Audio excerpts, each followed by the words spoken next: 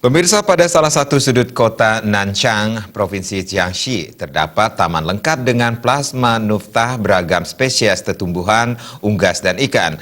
Taman kota seluas 7.000 area itu dibangun mulai tahun 2007 dan kini mulai menghijau dan rimbun, sehingga mengundang burung-burung endemik maupun burung migran menjadi penghuninya.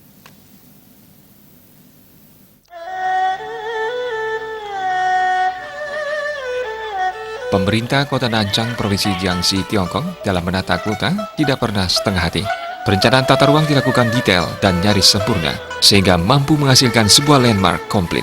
Taman di salah satu sudut kota Nanchang ini merupakan salah satu karya pemerintah kota.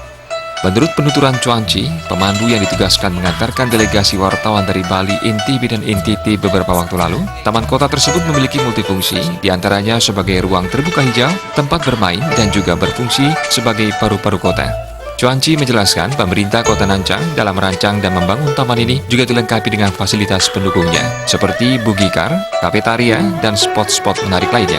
Taman kota Nanchang ini semakin menjadi menarik manakala petugas taman melakukan interaktif dengan pengunjungnya saat memberikan makan pada seratusan ekor angsa dan ikan di tepian sungai yang mengelilingi taman itu.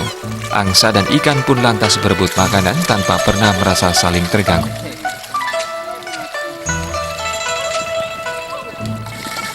Beberapa waktu sempat viral di sosial media, angsa dan ikan saling berebut makanan. Faktanya memang ada di Taman Kota Nanchang.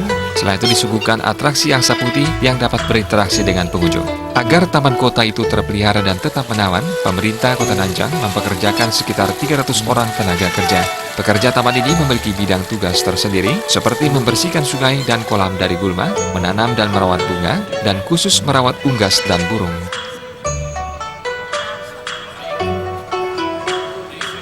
Sugiarta melaporkan untuk Bali TV.